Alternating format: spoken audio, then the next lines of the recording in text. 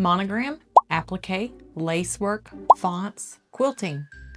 These are all things that we can do on our embroidery machines. But you know what else you can make? Stuffed animals. This is Cookie, and I was drawn to create him after recently losing my best friend, Beanie Weenie.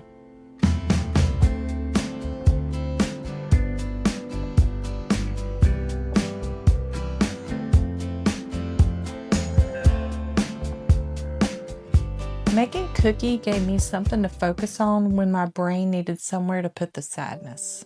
When I was designing Cookie, I had to decide if I wanted him to be a sitting style doggy or a standing style, and I chose to do a standing style.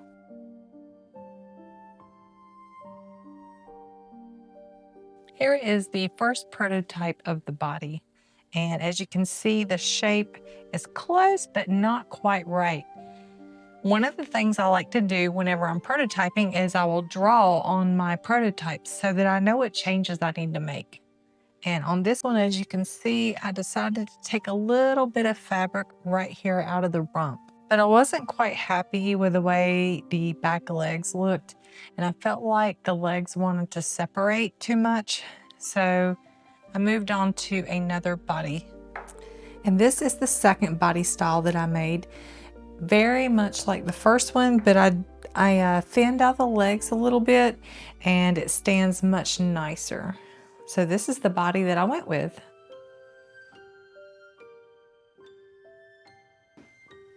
Now we need to talk about the head, because the head is always the hardest part for me to design. So here is the first head that I made, and my doggies have gotten a hold of this one. They like to unstuff things. But I experimented with doing an embroidered nose here on the front. And I was testing the shape, and it's kind of dirty and nasty now, but it was close. But I didn't like the embroidered nose, and I felt like it would distract from that puppy look. So I decided for this project that it needed really to have one of those plastic noses. And this is the second prototype for the head. I went ahead and attached it to the body. And whenever I'm making prototypes, I don't attach the ears and things like that because it's a waste of time. So I just wanted to get the shape down, and looking at the profile, if I'm happy with that, and I'm getting closer, but not quite there yet. And this is the final prototype before I made my sample Cookie here. And I went ahead and I drew on the eyebrows when I was finished. I went ahead and applied the nose and placed where I thought freckles would be cute. And I tested the ears on it to make sure that I had them sized properly. And that got me all the way to the end.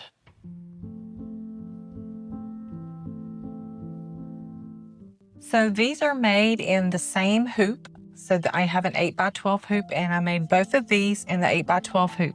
This is the simple, smaller style, and this is the larger one. So you can see there's quite a difference in size. And one of the key differences is that on this prototype, I tested the doll joint head. So this one actually has a head that can turn. It has the same little tail on both.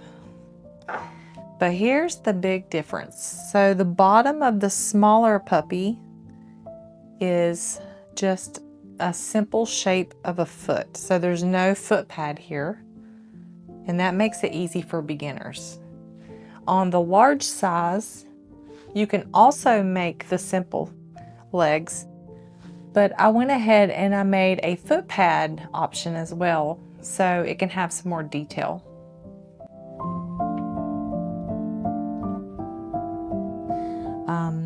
So I chose to make mine out of this cream fabric, and I just gave him the iconic dog look, so he doesn't really look like any kind of breed. He just looks like a dog.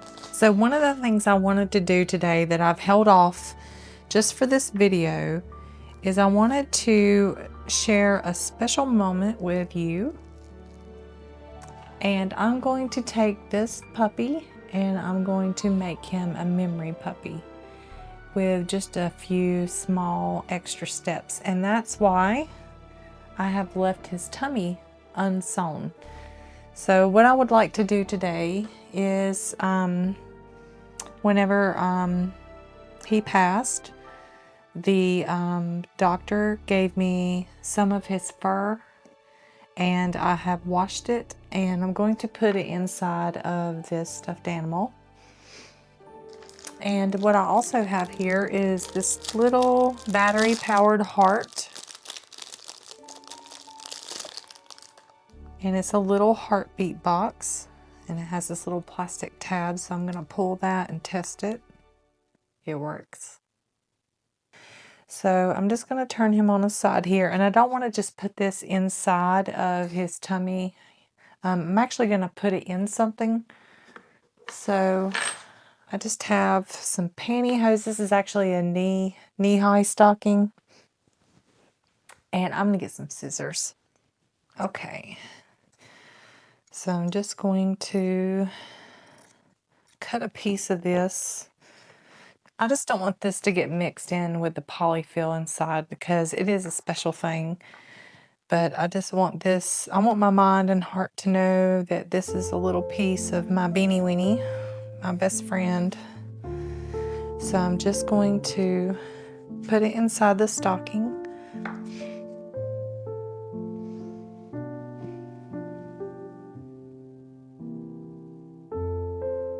The reason why I chose to put the heart box is because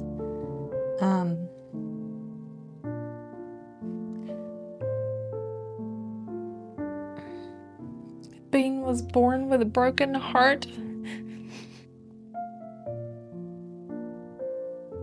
He had a very rare heart condition.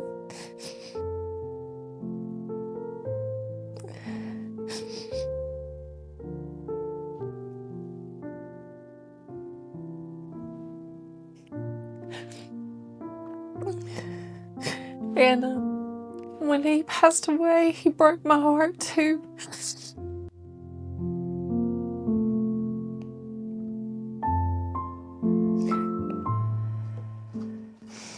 All right, so now I'm just going to stitch this up. And I have one more thing I want to do.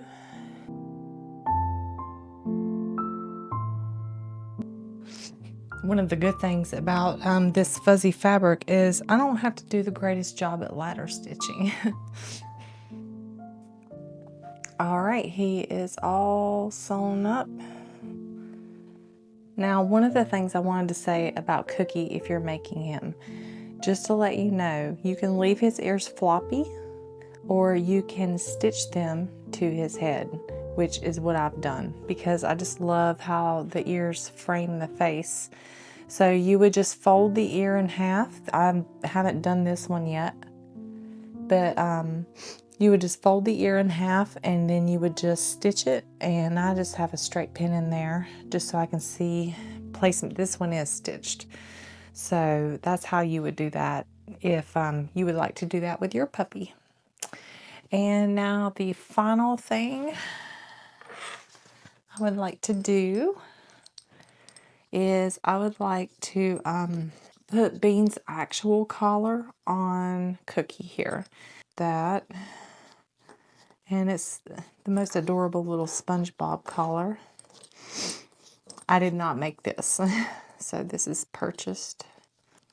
All right, let's see if this is going to be the right size. A little bit more.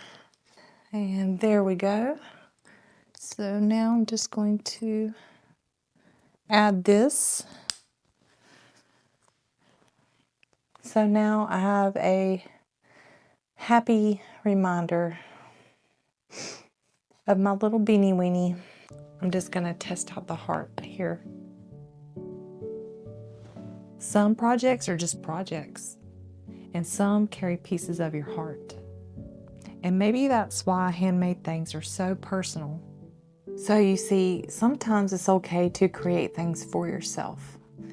You don't have to have someone else to make them for. If you don't have any children in your life or loved ones who would appreciate something like this, sometimes it's okay to make things just for us. And I don't have anyone to give this to. This is for me. Have you ever made something just because, just for you? If you have, tell me about it in the comments because I would love to read your story too. I appreciate you watching today, and sorry I got choked up and emotional, but I'll see you next time. Thank you so much.